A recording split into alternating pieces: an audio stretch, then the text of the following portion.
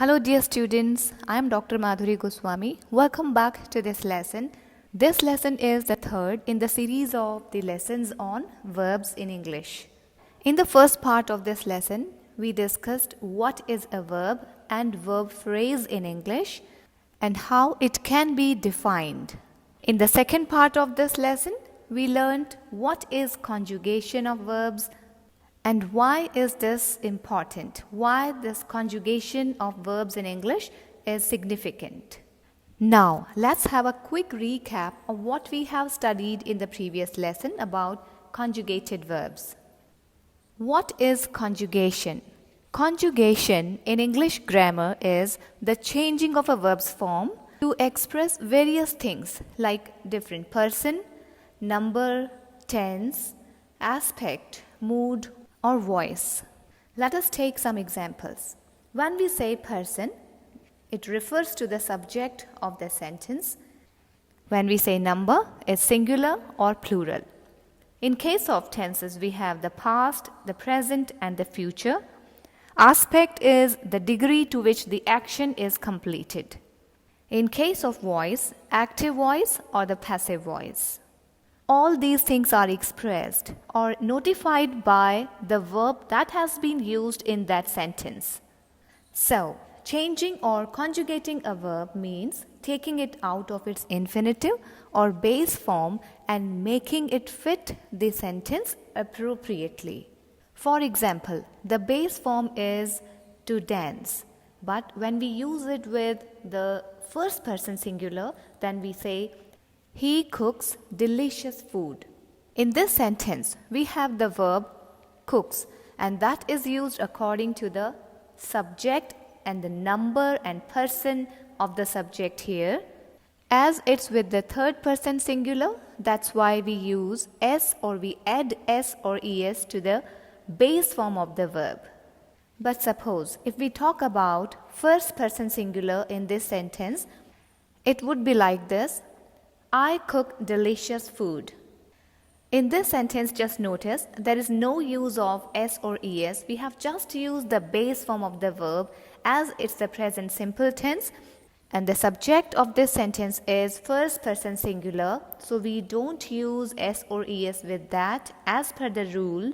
So we just used the word cook. So dear students, this is how verb conjugation affects person. That means conjugation changes depending on the subject and its person. Now dear students, let's take up the list of conjugated verbs, both regular as well as irregular. I hope you already know what's a regular and irregular verb. Do you remember?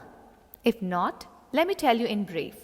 A regular verb is a verb that when conjugated or when changed, it follows a regular pattern in its past tense and past participle form. Let's take up one example. The verb to study. This is the to infinitive. This is the base form study.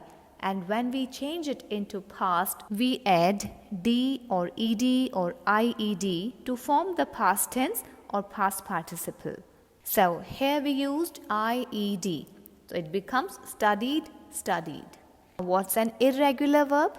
An irregular verb is a verb that when conjugated does not follow a regular pattern in the past tense or past participle conjugations. For example, eat, ate, eaten. Give, gave, given. Choose, chose, chosen. Such kinds of verbs are known as irregular verbs. Dear students, now I'll give you the list of irregular verbs because these verbs are to be remembered. Dear students, now keep your notebook ready because I'll provide you the list of irregular verbs which are in a large number in the English language. Dear students, noting down the words from this list and then memorizing them and using them in sentence would definitely increase your vocabulary. This will enhance your word power and will be beneficial for you in case you translate from English to Hindi or Hindi to English. because most of the students cannot translate properly because of the lack of vocabulary. So I'm providing you the list of irregular verbs which are commonly used in everyday English. So that will help you out a lot when you will translate from Hindi to English or English to Hindi. So be ready and note them down. I will read them aloud just to give you the correct pronunciation, and then I recommend that do use these words in a sentence. Try to frame some sentences by using these words. Now here comes the list, and it is prepared in the alphabetical order so that whenever you need to search later on any word, you can find it quickly. The first word is arise. This is the base form and its past tense is arose, and it's also called the second form of the verb, and the third form or the past participle of this word is arisen.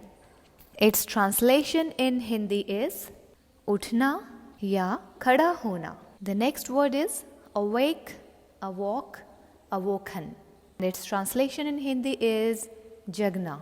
The next word is be. Be is the base verb form and its past tense or the second verb form is was or were, and the third form or the past participle is been. इसका use Hindi में होने के भाव में किया जाता है. The next verb is beat, beat, beaten. The second form of this verb is the same as the base form. Beat, beat, and the past participle is beaten. Its translation in Hindi is beatna. Become, became, become. In this case, we have the same verb form for the past participle and the base form. Its translation in Hindi is also like the verb be, hona. The next verb in the list is begin. Its second form is began and the past participle is begun. And Hindi translation is आरंभ करना, शुरू करना. Next word is bend, and its past form and the past participle are the same. These are bent, bent. So it's bend, bent, bent. इसका हिंदी में translation है मोड़ना या झुकना. The next interesting verb is bet. इसका तात्पर्य है शर्त लगाना. And just notice its base form, its second form and the past participle are the same, and the pronunciation is also the same. Bet, bet, bet. The next word is bind, and its Hindi translation is bandhna ya bandhna, and its second form is bound and the past participle is also bound. Next verb is bite. It means to cut something by teeth. Translation in Hindi is kaatna. The second form of this verb is bit and the third form or the past participle is bitten. The next verb in the list is bleed. Its translation in Hindi is lahu nikalna ya rakt pravah hona. Likewise, we have some other words: bring, brought, brought, build, built, built, burn, burnt or burned. Both are correct. The past participle is also the same: burnt or burned. Burst, burst, burst. All are the same. Base form, the past tense and the past participle. Buy, bought, bought. Catch, caught, caught. Catch. The next word is choose, chose, chosen, and its Hindi translation is chayan karna ya chunna. Next word is cling, clung, clung, and its Hindi translation is chipakna ya judna. And the next word is coast, coast, coast. All of them same. Its translation in Hindi is lagat hona. The next word is quite common, that is cut, and it's again the same in all of the forms: cut, cut.